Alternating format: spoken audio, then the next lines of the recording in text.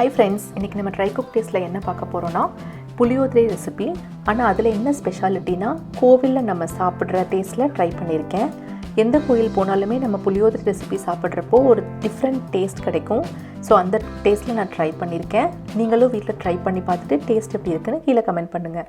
Try cook டேஸ்ட்க்கு subscribe பண்ணாதவங்க மறக்காமல் subscribe பண்ணிக்கோங்க. அப்படியே பக்கத்தில் இருக்க பெல் ஐக்கானையும் ப்ரெஸ் பண்ணி ஆல் ஆப்ஷன் சூஸ் பண்ணிக்கோங்க. அப்போ தான் நான் போடுற வீடியோஸ் உங்களுக்கு உடனுக்குடனே வந்து சேரும். வாங்க இப்போ மசாலா எப்படி பண்ணுறதுன்னு பார்த்துடலாம். பேன் சூடானதும் அதில் 3 டேபிள் ஸ்பூன் மல்லி, ஒவ்வொரு இன்க்ரீடியண்ட்டும் நம்ம தனித்தனியாக வறுத்தெடுக்க போகிறோம். ஃபஸ்ட்டு வந்து மல்லி போட்டிருக்கேன். லைட்டாக அந்த மணம் வர வரைக்கும் மட்டும் வறுத்தெடுத்துருங்க. 3 ஸ்பூன் மல்லி வறுத்தெடுத்தாச்சு. அடுத்தது நம்ம வறுக்க போகிறது 1 டேபிள் ஸ்பூன் குருமிளகு. இதுவும் லைட்டாக சூடாகட்டும். குருமிளகு வந்து நீங்கள் வறுக்கும் போது நல்லா தெறிக்கும், அந்த மாதிரி விட வேண்டாம். லைட்டாக சூடானதும் நீங்கள் எடுத்துருங்க. அடுத்தது 1 டேபிள் ஸ்பூன் வெந்தயம். வெந்தயம் அப்படியே லைட்டாக கோல்டன் ப்ரௌன் கலரில் சேஞ்ச் ஆகி வரும், அது வரைக்கும் ஃப்ரை பண்ணால் போதும். அடுத்தது 1 டேபிள் ஸ்பூன் எள்ளு. எள்ளு வந்து நம்ம ஒயிட் கலரும் யூஸ் பண்ணிக்கலாம், இல்லை கருப்பு கிடைச்சாலும் அதுவும் யூஸ் பண்ணிக்கலாம். இதுவும் லைட்டாக பொரிஞ்ச உடனே எடுத்துருங்க.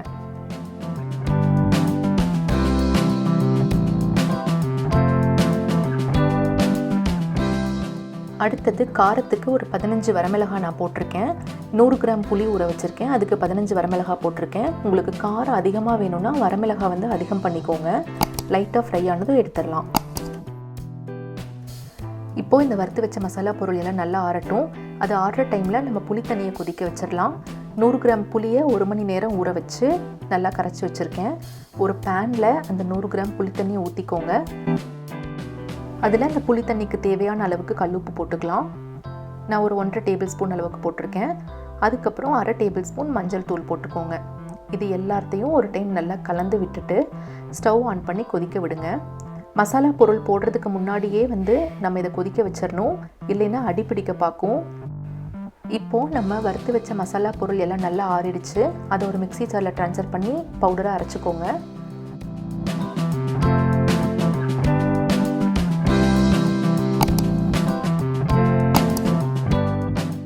தண்ணியும் நல்லா கொதிச்சிட்ருக்கு.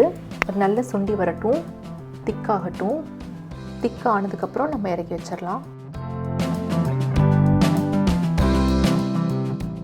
இப்போ நம்ம புளியோதரை பேஸ்ட் ரெடி பண்ணிடலாம். புளியோதரை நல்லெண்ணெயில் செஞ்சால் தான் ரொம்ப நல்லாயிருக்கும். நான் ஒரு 6 டேபிள் ஸ்பூன் நல்லெண்ணெய் ஊற்றிருக்கேன். நல்லெண்ணெய் சூடானதும் அதில் 1/2 டேபிள் ஸ்பூன் கடுகு பொரிஞ்சதும் 1 டேபிள் ஸ்பூன் உளுத்தம் பருப்பு, 1 டேபிள் ஸ்பூன் கடலைப்பருப்பு 3 ஆட் பண்ணிவிட்டு லைட்டாக ஃப்ரை பண்ணுங்கள்.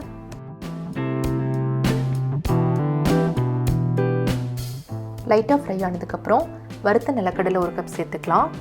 இதுவும் லைட்டாக ஃப்ரை ஆகட்டும்.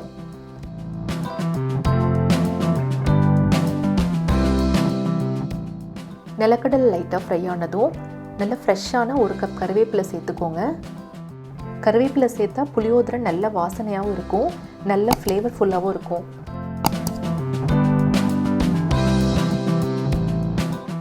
கருவேப்பிலை நல்லா ஃப்ரை ஆனதுக்கப்புறம் நம்ம காய்ச்சி வச்சுருக்கிற புளி பேஸ்ட்டை சேர்த்துக்கலாம்.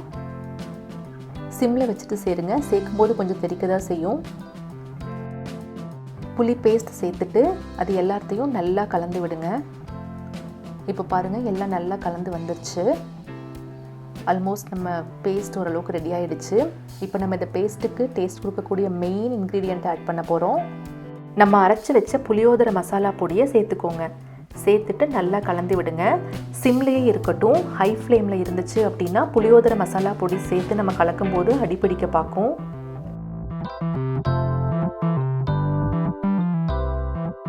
இப்போ சூப்பரான புளியோதரை பேஸ்ட் ரெடி ஆகிடுச்சு. புளியோதரை பேஸ்ட் பண்ணும்போது நீங்கள் எண்ணெய் இன்னும் கொஞ்சம் அதிகமாக வேணும்னாலும் ஊற்றிக்கலாம். நம்ம சாதத்தோடு கலக்கும்போது ரொம்ப நல்லாயிருக்கும். இப்போ நம்ம சூடான சாதத்தில் இந்த புளியோதரை பேஸ்ட்டை போட்டு கலந்துடலாம். புளியோதரை ப்ரிப்பேர் பண்ணும்போது சாதத்துக்கு தகுந்த அளவுக்கு எண்ணெய் ஊற்றிக்கோங்க. நான் ஒரு 3 டேபிள் ஸ்பூன் நல்லெண்ணெய் ஊற்றிருக்கேன். சாதத்துக்கு தகுந்த அளவுக்கு எண்ணெயை வந்து கூட்டவோ குறைக்கவோ செஞ்சுக்கோங்க.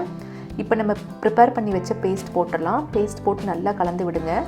புளியோதரைக்குன்னு செஞ்சனால நான் சாதம் கொஞ்சம் உப்பு போட்டே ப்ரிப்பேர் பண்ணிட்டேன். நீங்கள் நார்மலாக ப்ரிப்பேர் பண்ணியிருந்தால் புளியோதரை பேஸ்ட் போட்டதுக்கப்புறம் சாதத்துக்கு தேவையான அளவு உப்பு போட்டுக்கோங்க.